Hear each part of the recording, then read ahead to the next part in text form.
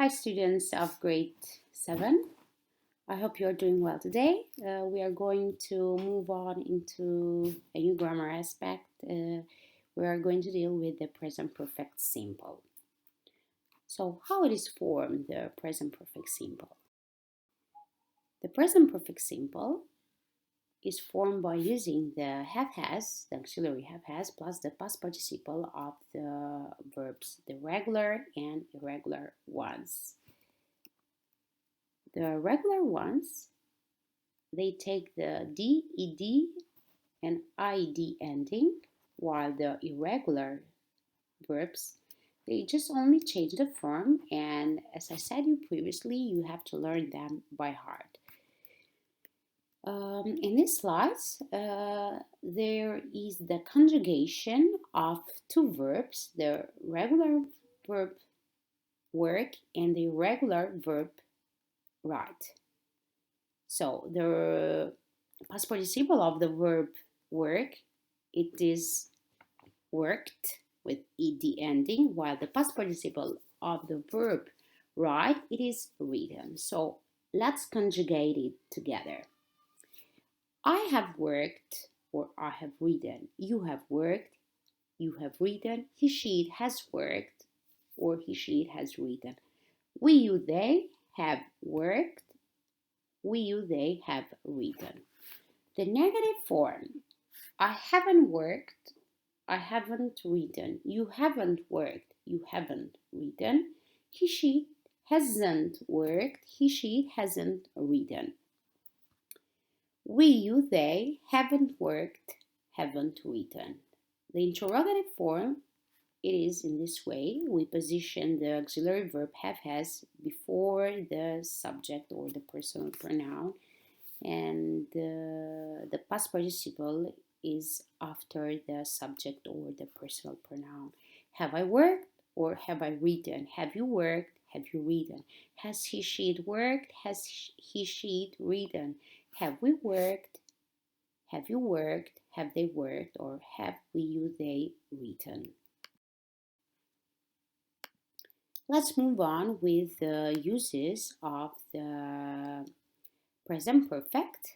There are 5 uses of present perfect, and I'm going to list them one by one. We use the present perfect simple for an action that happened in the past but whose results are obvious in the present.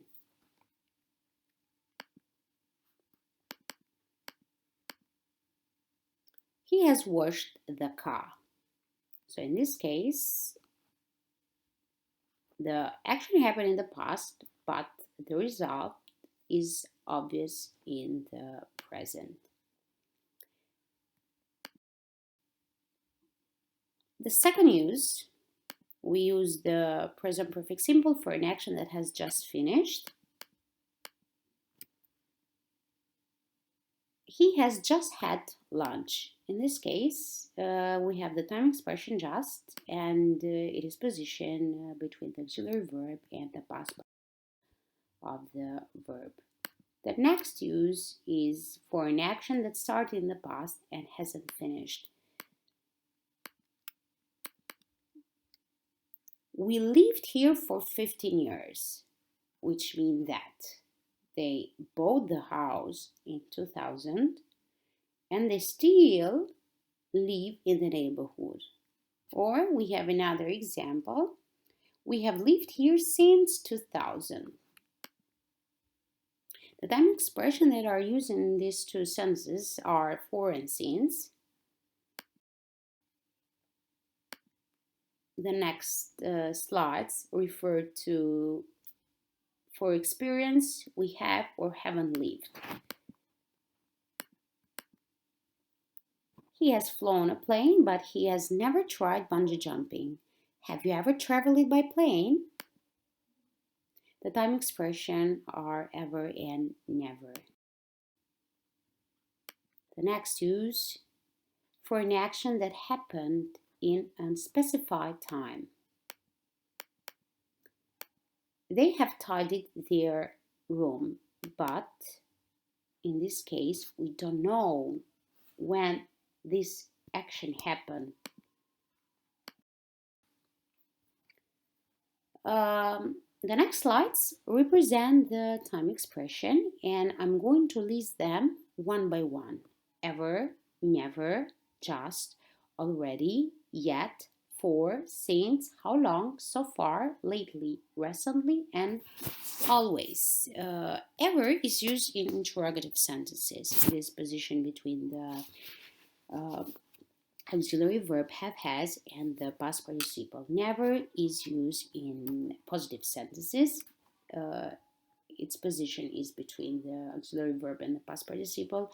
Just is used in positive sentences, has got the same position as the two first. It is positioned between the auxiliary verb and the past participle, as well as the already has the same position and it's used in positive sentences.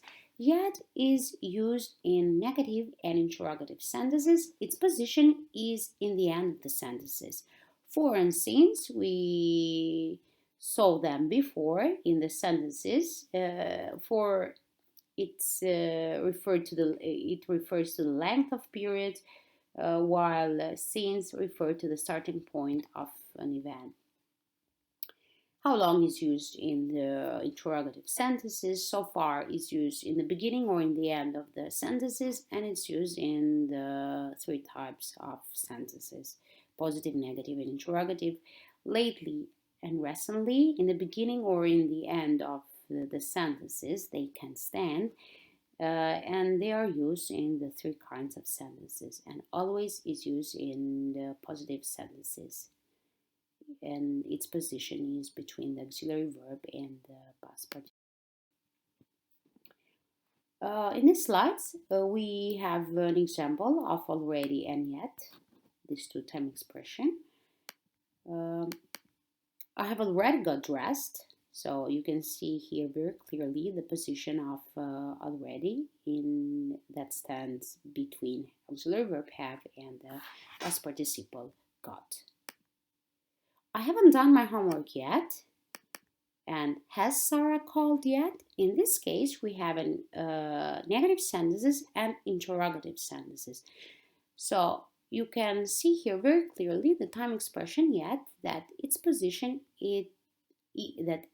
its position is in the end of both sentences.